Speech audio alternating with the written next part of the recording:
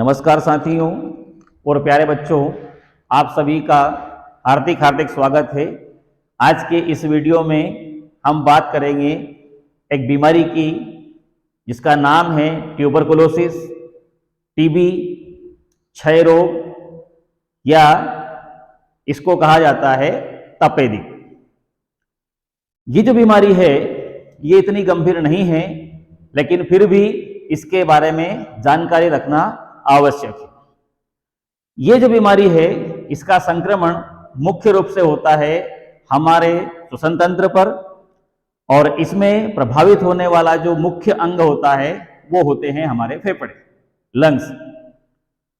श्वसन तंत्र जिससे हम ऑक्सीजन अंदर ले जाते हैं और CO2 को बाहर निकालते हैं, वो बना हुआ है। ये लैरिंक्स वाला भाग है, कंठ वाला भाग। इसके नीचे एक ट्रेकिया बनी हुई है, श्वास नली जो हमारे गर्दन वाले भाग में रहती है।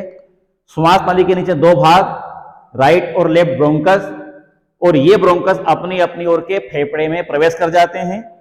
ये दो फेफड़े बने हुए हैं और इन फेफड़ों के अंदर क्रियात्मक इकाई के रूप में अनेक एल्विलाई पाई जाती है, कूपिकाएं पाई जाती है। कूपिकाओं को फेफड़ों की क्रियात्मक इकाई कहा जाता है।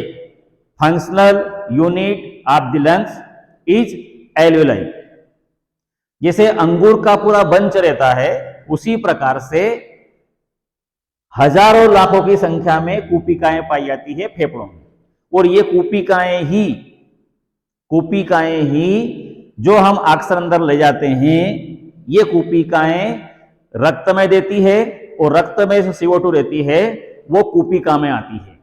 मतलब कूपिकाओं के आसपास रक्त वाहिनियों का, ब्लड वेसल्स का पूरा जाल रहता है, और उसी जाल में से CO2 कूपिका में आती है और कूपिकाओं में से ऑक्सीजन अंदर जाती है। मतलब जो रक्त का शुद्धिकरण होता है, प्यूरिफिकेशन होता है ब्लड का, वो कहां होगा? कूपिका में। मतलब कूपिकाएं ऐसी मशीन है जो शरीर के अंदर ऑक्सीजन देती है और CO2 को बाहर निकालने में मदद करती है। ओके, अब सामान्य अवस्था में क्या होगा कि ये जो कूपिकाएं रहती है ये अपना काम करती रहती है। टीबी की बीमारी में क्या होता है? एक बैक्टीरिया रहता है, एक जीवाणु है। इस जीवाणु का नाम है माइक्रोबैक्टीरियम ट्यूबरकुलोसिस। ये जीवाणु है। इस जीवाणु के संक्रमण से फेफड़े में पाई जाने वाली कूपिकाएं डैमेज होती है, नष्ट होती है या कमजोर होती है। ये फेफड़ा बना हुआ है, इसमें ये कूपिकाएं दिख रही है। ये कूपिकाएं अंगूर के गुच्छे से लगी हुई है और ये नॉर्मल है, इनमें इंफेक्शन नहीं है। ये अपना काम करती रहेगी, ऑक्सीजन और कार्बन डाइऑक्साइड का आदान प्रदान करती रहेगी। इन कूपिकाओं में यदि इस माइक्रोबैक्टीरियम ट्यूबरकुलोसिस का संक्रमण हो जाता है तो उस स्थिति में ये जो कूपिकाएं रहती है ऐसे डैमेज हो जाती है। इनकी दीवार रहती है अंदर, वो दीवार टूट जाती है और दीवार की जगह पर इसमें ऐसे लंबे लंबे धागे जैसे रेसे बन जाते हैं, और वो जीवाणु भी इनमें शामिल रहता है। जीवाणु भी रार जैसा रहता है, माइक्रोबैक्टीरियम ट्यूबरकुलोसिस, वो भी इन फेफड़ों की कूपिकाओं के अंदर अपनी संख्या निरंतर बढ़ाता रहता है। और जैसे जैसे जीवाणु की संख्या बढ़ती है वैसे वैसे कूपिकाओं का काम कम होता जाता है।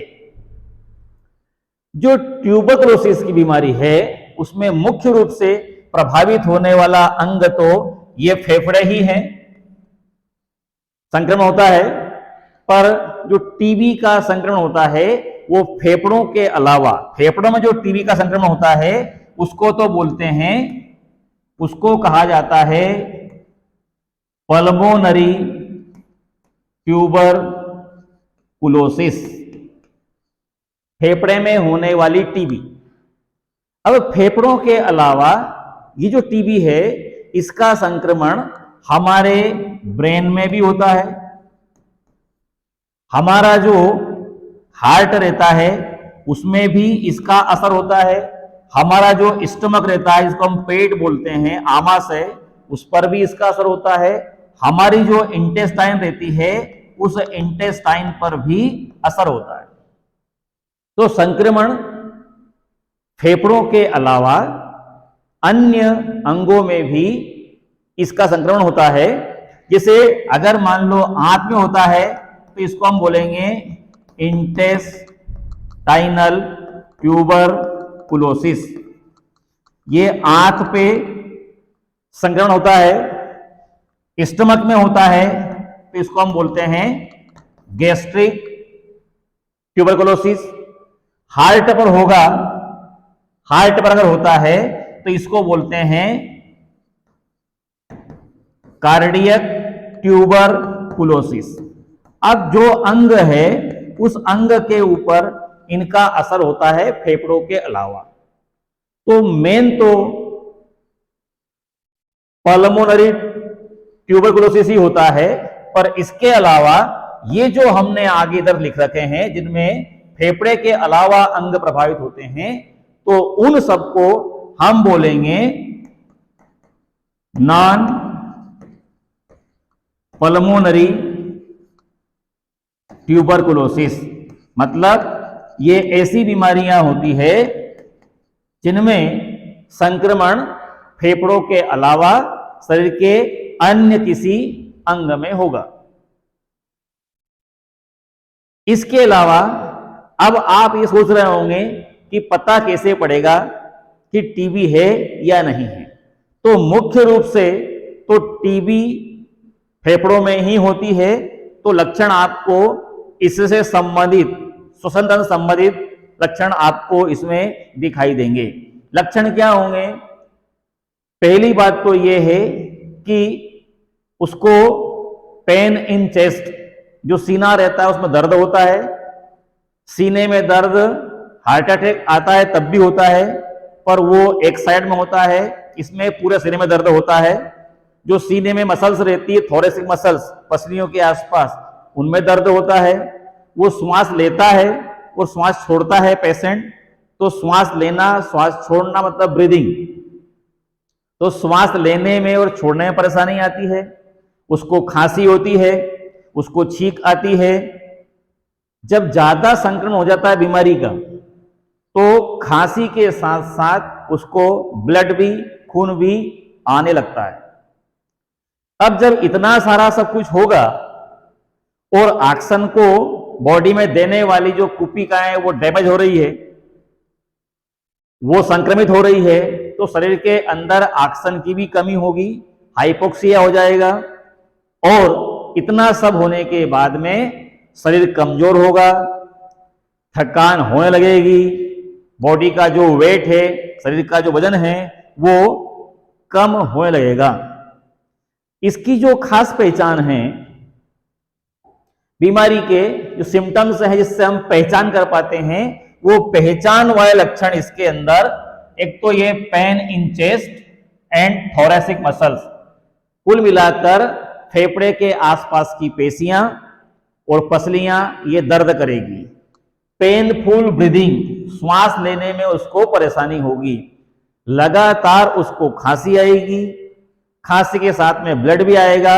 ये इसके पहचान के लक्षण है।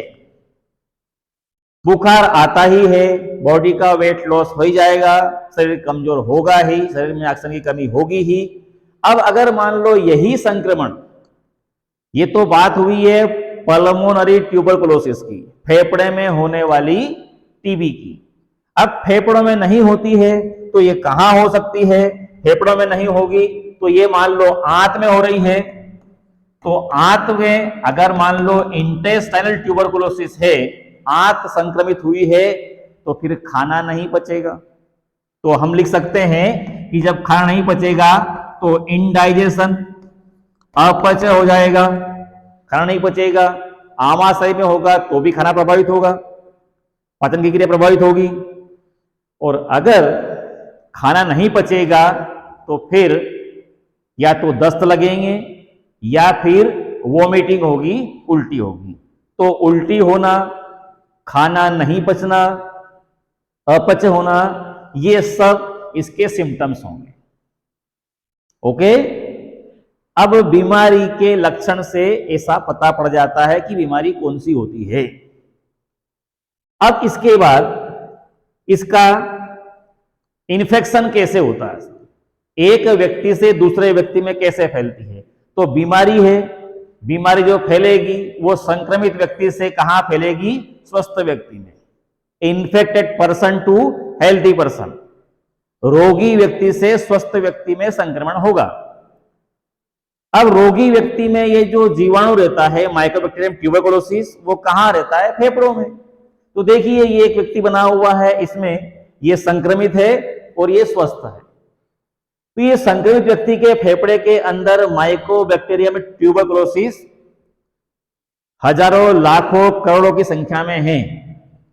जब इस व्यक्ति को खांसी होती है, जब ये व्यक्ति छींकता है, तो इसकी बॉडी के अंदर से, इसके फेफड़ों के अंदर से वो जीवाणु ड्रॉपलेट के रूप में, छोटे छोटे पार्टिकल के रूप में ये बाहर निकलता है। कहां आएगा, वातावरण में। वातावरण में आएगा तो अगर इसी वातावरण में इसके आसपास ये स्वस्थ व्यक्ति खड़ा है, तो इस स्वस्थ व्यक्ति का सांस लेने का काम रहता ही है, सांस लेगा, ये सांस लेगा तो ये जो ड्रॉपलेट है यहां पर, ये ड्रॉपलेट इसके अंदर चली जाएगी।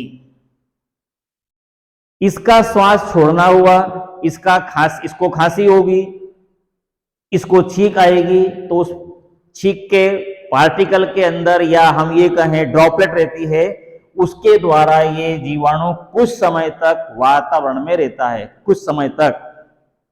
इसका सांस छोड़ना हुआ, इसका सांस लेना हुआ, तो इसके अंदर के जीवाणु इसमें आ जाएंगे और हो सकता है इसमें इन्फेक्शन होगा ही, ऐसा जरूरी नहीं है, पर हो सकता है कि संक्रमण हो जाए। ठीक है, अब ये जो व्यक्ति है, इसके अंदर ये संक्रमण हुआ है, इसके अंदर ये ड्रॉपलेट आई है, तो इसका जो इम्यून सिस्टम है वो इसकी सुरक्षा करेगा। अगर इम्यून सिस्टम या इसकी इम्यूनिटी कमजोर होगी तो हो सकता है कि इसके अंदर संक्रमण हो जाए, और अगर मजबूत होगी तो ये जीवाणु वहां जाकर नष्ट हो जाता है। इसके बाद प्रिकॉशन, सावधानी, ऐसी क्या सावधानी रखें जिससे हमारे अंदर बीमारी नहीं हो। तो ये तो तय है कि अगर रोगी व्यक्ति के संपर्क में हम आते हैं तो संक्रमण हमारे अंदर हो जाता है। अब हमारे घर में ही मान लो किसी की बीमारी हो गई, तो क्या उसको बाहर निकाल दें, रखना तो घर में ही पड़ेगा। तो कुछ सावधानियां हैं। जो रोगी व्यक्ति है वो अपने मुंह पर या तो कपड़ा लगाए या मास्क लगाए, ताकि उसके अंदर से निकलने वाले जीवाणु कम दूर जाए, बाहर कम से कम जाए। उसके आसपास रहने वाले लोग, उसके परिवार के लोग मास्क लगा के रखें, उसके पास जाएं तब मास्क लगाएं, मास्क नहीं हो कपड़ा लगाएं, ताकि हम श्वास लें तो उसकी जो ड्रॉपलेट है, पार्टिकल है, वो हमारे अंदर नहीं जा पाए। उस व्यक्ति को खुले, हवादार, एकांत कमरे में रखा जाए, ताकि वो जो ड्रॉपलेट निकले वो कुछ समय के बाद में ऑटोमेटिक नष्ट हो जाती है। तो अगर खुले और हवादार वातावरण में रहेगा तो ड्रॉपलेट बाहर दूर दूर तक जाएगी, और वो दूर दूर तक जाएगी, कुछ समय के बाद में नष्ट हो जाएगी। रोगी व्यक्ति के बर्तन का हम उपयोग नहीं करें, मतलब उसके बर्तन अलग रखें। रोगी व्यक्ति के कपड़े का हम उपयोग नहीं करें। रोगी व्यक्ति का पानी अलग हो, खाना अलग हो। इस प्रकार से सावधानी रखें कि उस रोगी व्यक्ति के संपर्क में या उसके उपयोग किए जाने वाले बर्तन या कपड़े का हम कम से कम उपयोग करें, नहीं करें तो और अच्छा। ये इसकी सावधानी है। इसके बाद भी अगर मान लो इन्फेक्शन हो जाता है तो फिर इसका ट्रीटमेंट है, उपचार है, डॉक्टर की सलाह से लिया जाएगा। उपचार के लिए वैसे तो इसके जो उपचार रहता है इस उपचार में एंटीबायोटिक जो औषधियां रहती है उनका उपयोग होता है। खास करके सबसे ज्यादा मात्रा में इसमें एंटीबायोटिक उपयोग होती है स्ट्रेप्टोमाइसिन। इसके अलावा पेनिसिलिन, इसके अलावा टेरामाइसिन, ये मुख्य रूप से तो स्ट्रेप्टोमाइसिन का उपयोग होता है। ये उपयोग की जाती है, जो रोगाणु रहता है इसकी वृद्धि कम होती है। ये बाकी प्रॉपर इलाज तो डॉक्टर ही बताएंगे आपको। बीमारी अगर खांसी हो रही है, सर्दी हो रही है, तो टीबी की बीमारी ही है, ये कैसे पता पड़ेगा? तो इसके लिए बीमारी की पहचान करने के लिए एक तो पहचान होती, जांच होती है एक्सरे। एक्सरे से कई प्रकार की जांच होती है वैसे, पर टीबी की भी हो जाती है। इसके अलावा एक होता है इसमें टीबी पीसीआर टेस्ट, इससे पता पड़ जाता है कि टीबी है या नहीं। इसके अलावा और देखेंगे आप लोग तो सीटी स्कैन से भी पता पड़ता है कि टीबी की बीमारी उस व्यक्ति को है या नहीं है। ये कुछ डायग्नोसिस है इसकी। और ये जो जांच होती है ये सिम्टम को देखकर होती है। लक्षण देखेंगे, उसके बाद डॉक्टर की सलाह से जांच होगी। जांच पॉजिटिव आती है तो पेशेंट को टीबी है, जांच नेगेटिव आती है पेशेंट को टीबी नहीं है। ये जानकारी मैंने आपको छोटी सी दी है। यदि आपको वीडियो अच्छा लगता है तो आप इसको लाइक करके, शेयर करके, सब्सक्राइब जरूर करें। बहुत बहुत धन्यवाद।